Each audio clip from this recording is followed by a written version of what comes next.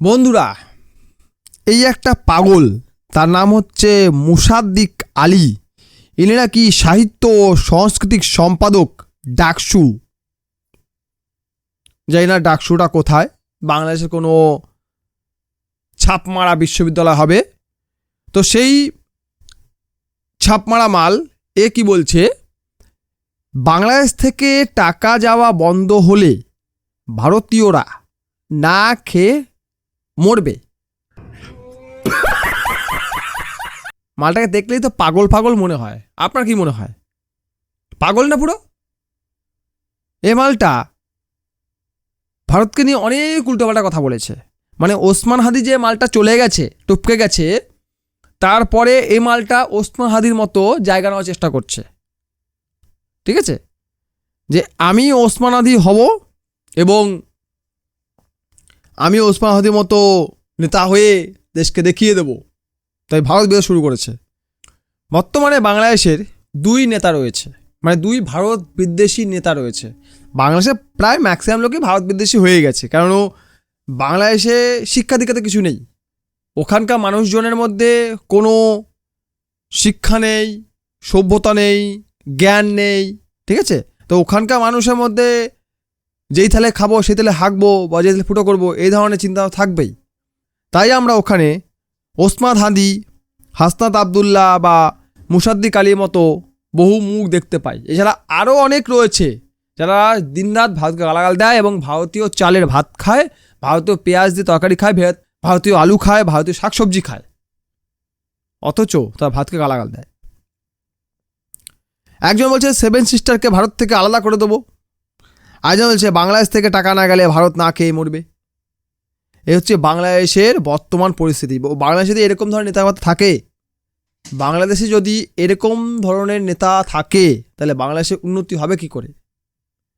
কিন্তু আমরা বিশেষ করে যারা ভারতীয়রা, পিওর ভারতীয়, যারা ওই দৌমুখা সাপ নয় ভাই, কখনো এর মুখে চুমু কখনো ওর মুখে চুমু খাচ্ছি তা না, তারা পিওর ভারতীয়, তারা চাইবো এইরকম নেতা বাংলাদেশে ভরে যাক।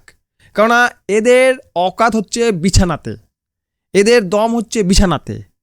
এরা সংখ্যায় নিজেকে বৃদ্ধি করতে পারবে, কিন্তু কখনো 7 সিস্টারকেও দখল করতে পারবে না, কখনো নিজেরা চাষাবাদ করে নিজের পেটও ভরতে পারবে না। সেই ভিক্ষা করা যে অভ্যাস এদের, সে ভিক্ষাই করবে। এক সময় স্বাধীন হওয়ার জন্য ভারত যে ভিক্ষা চেয়েছিল, আমাদেরকে বাঁচাও, আমাদের মেরে ফেললো, আমাদেরকে বাঁচাও। পাকিস্তানের হাত থেকে, আমেরিকার হাত থেকে ভারত বাঁচিয়েছিল। রুশ রাষ্ট্রদূত, মানে বাংলাদেশে বসে থাকা রুশ রাষ্ট্রদূত, সে বাংলাদেশিদের ওয়ার্নিং দিয়েছে যে 71-এর কথাটা ভুলো না। 71-এ কী হয়েছিল ভুলো না, কারণ ওই সময় সোভিয়েত ইউনিয়ন বা বর্তমানে রাশিয়ান ফেডারেশন আমেরিকার হাত থেকে বাংলাদেশকে বাঁচিয়েছিল। তাই বলেছে ওটা ভুলো না, তোমার এই স্বাধীনতায় আমারও যোগদান রয়েছে। সেই বেইমানে বাচ্চারা আজ তো ভারতকে 7 সিস্টারতে কাট করবে। ভারত না খেতে দিলে যারা খেতে পায় না, তারাই ভারতকে এখন বলছে আমরা যদি টাকা না দেই ভারত না খেয়ে মরবে। মানে এর ঘিলুটা আদৌ মাথায় আছে? তো সন্দেহ হচ্ছে ভাই, মাথার মধ্যে কি ঘিলুঢুলু আছে, নাকি সবই ওই জমা দিয়ে এসছো তোমার ওই আকার কাছে? ঠিক আছে, যে জানেই না তার উদ্দেশ্য কী এবং তোমাকেও বলেনি তোমাদের উদ্দেশ্যটা কী। এবং এই মালটাকে নিয়ে ভারতীয়রা খুব ট্রোল করেছে। যেমন এই দেখুন, এই একটা ছবি, একে শাড়ি পরিয়ে দিয়েছে। আমি ওকে শাড়ি নয়, একে জাঙ্গিয়া পরিয়ে দে, এর জাঙ্গিয়া পরা দরকার। এর জাঙ্গিয়া মনে ফুটো হয়ে গিয়েছে, ওখান থেকে একে চুলকাচ্ছে আর কি, ওই জন্য তো ভুলভাল কথাবার্তা বলছে। ঠিক আছে, ভারত প্রতি বছর আমাদের দেশ থেকে তাদের বাজেটের 40 ভাগের 1 ভাগ নিয়ে যায়। আমরা যদি তাদের অর্থ নেওয়া আটকে দেই, তাহলে তারা না খেয়ে মরবে। ভারতের বাজেট তুই জানিস? সেন্ট্রাল গভর্নমেন্টের বাজেট আছে, আচ্ছা স্টেট গভর্নমেন্টের বাজেট আছে, টোটাল কম্বাইন করলে ভারতের বাজেট তোরা জানিস? তোদের সঙ্গে ভারতের ব্যবসা হয় $15 বিলিয়ন হতো, যার মধ্যে 13 বিলিয়ন ভারত ব্যস্ত, 2 বিলিয়ন তোরা ব্যস্তি।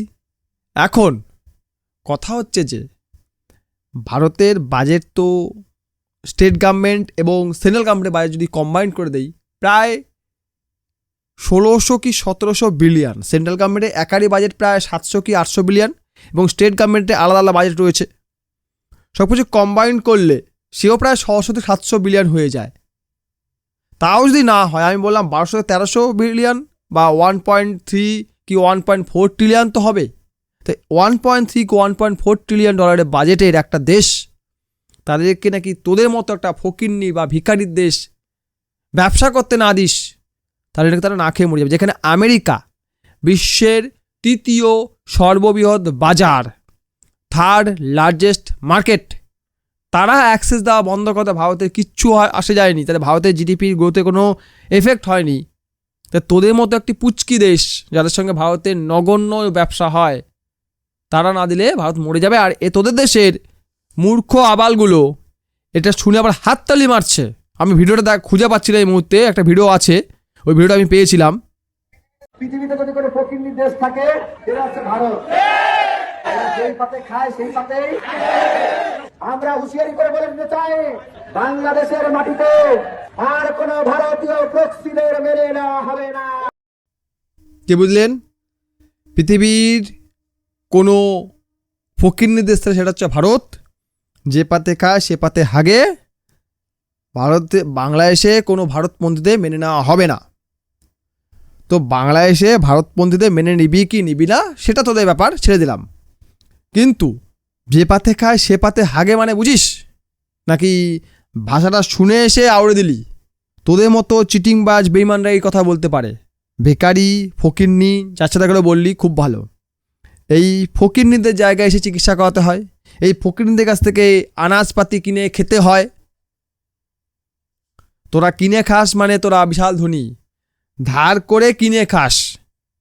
IMF ধার দিচ্ছে, দান দিচ্ছে আমেরিকা, বিভিন্ন বিলিয়নের তারা তোদের দেশে ডলার পাঠাচ্ছে তোদের মধ্যে গণ্ডগোল লাগানোর জন্য। সেই ডলারকে ইউজ করে তোদের দেশ সরকার খাবার আনাচ্ছে, তোদেরকে খাওয়াচ্ছে।